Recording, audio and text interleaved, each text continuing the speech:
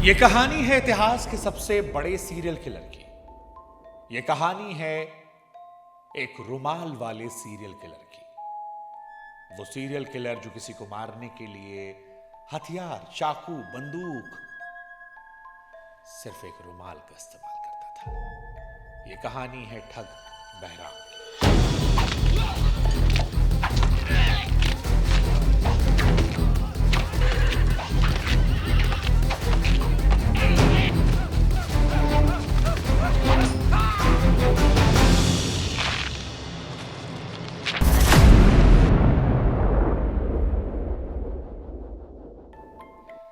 जरा सोच कर देखिए कि क्या कभी किसी ऐसी मौत के बारे में आप सोच सकते हैं जो इतनी ज्यादा खामोश हो कि आपके बगल बैठे इंसान तक को पता न चले, इतनी तेज कि आपकी सांसों को निकलने का मौका तक ना मिले, एक पल में ही सब खत्म।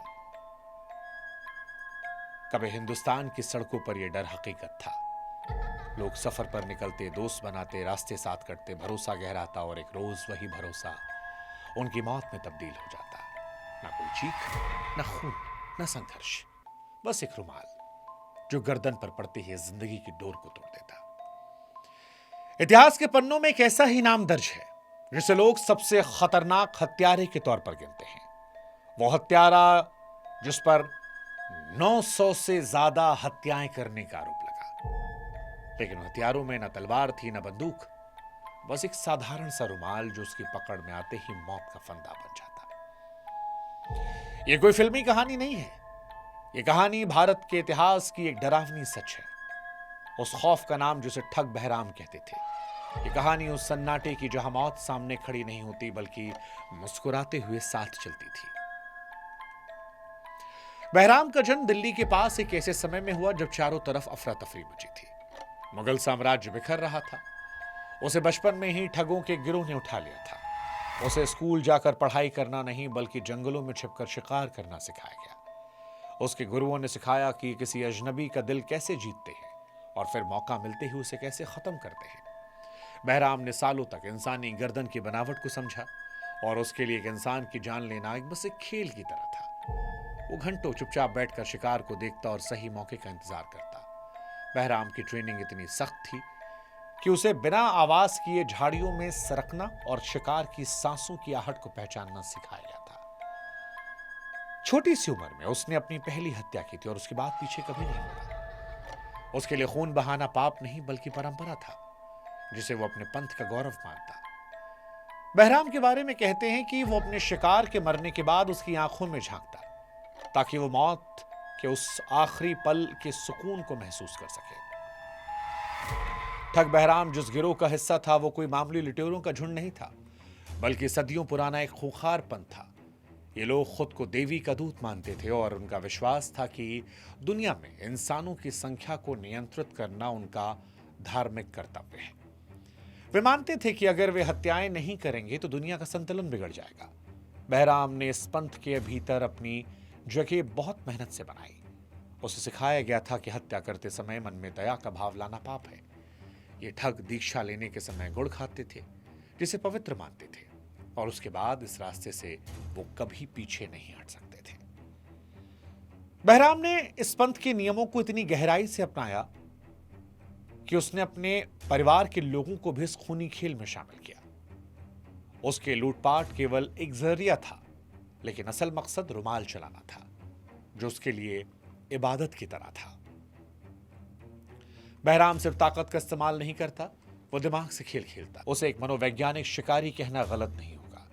उसे पता था कि अकेला मुसाफिर जब घने जंगल से गुजरता है तो वो डरा हुआ होता है, उसे किसी साथी की तलाश होती है। बहराम इसी डर का फायदा उठाता और व्यापारियों का भेष बनाकर यात्रियों से मिलता, उनके बच्चों के साथ खेलता, उनके साथ भोजन करता। मुसाफिरों को लगता कि मसीहा मिल गया है जो रक्षा करेगा, पर उन्हें क्या पता कि मसीहा नहीं बल्कि खुद यमराज है जो उनके साथ बैठकर खाना खा रहा, दिमाग पर कब्जा कर रहा और फिर पल भर में जान ले लेता। महीनों तक एक ही कारवां के साथ सफर करता ताकि यात्रियों को पूरी तरह भरोसा हो। जब यात्री उसे अपना सबसे करीबी दोस्त समझते तब वो मौत की घड़ी तय करता। कई बार तो बहराम खुद को घायल दिखाकर यात्रियों से मदद मांगता। जब सहारा देने के लिए झुकते तो 1 सेकंड में रुमाल से मौत के घाट उतार देता। बहराम के पास कोई हथियार नहीं था। उसका पीला रुमाल किसी तलवार से ज्यादा खतरनाक था। इसे चलाने का तरीका एक विज्ञान की तरह था। रुमाल के एक कोने में एक चांदी का सिक्का बांध कर रखता, जो प्रहार के समय सटीक वजन देता। जब वो रुमाल से हमला करता तो रुमाल को इतनी तेज घुमाता कि सिक्का सीधे गले की हड्डी पर लगता, जिससे शिकार की आवाज वहीं घुट जाती। वो चाहकर भी चिल्ला नहीं पाता। केवल 5 सेकंड के अंदर इंसान का दम निकल जाता। ना तो खून बहा, ना शोर हुआ। बहराम ने इस तरीके से ही तकरीबन 930 लोगों को मौत के घाट उतारा। हर कत्ल के बाद रुमाल की पूजा की। उसके लिए उसका रुमाल कोई कपड़ा नहीं बल्कि देवी का दिया हुआ वरदान था, जिसे अपनी जान से ज्यादा कीमती समझता। इस रुमाल का इस्तेमाल करने की कला इतनी बारीक थी कि बहराम अंधेरे में भी केवल आहट सुनकर शिकार की गर्दन का सही हिस्सा ढूंढ लेता।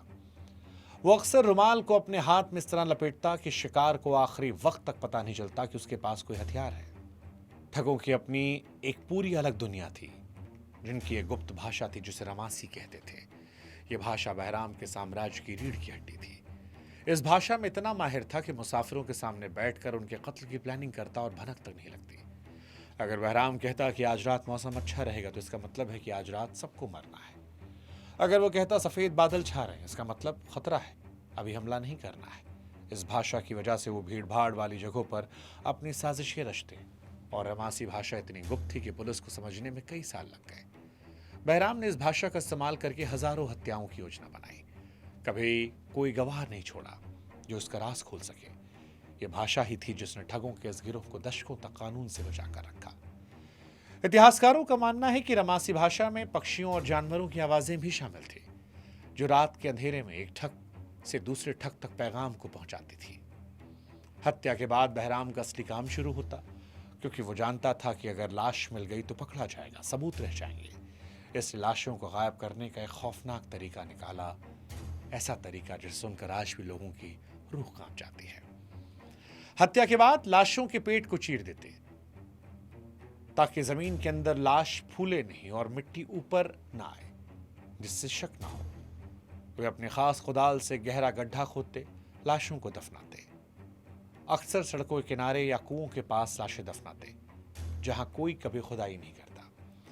बहराम की सफाई की वजह से हजारों लोग सालों तक लापता रहे, कोई सुराग नहीं मिला।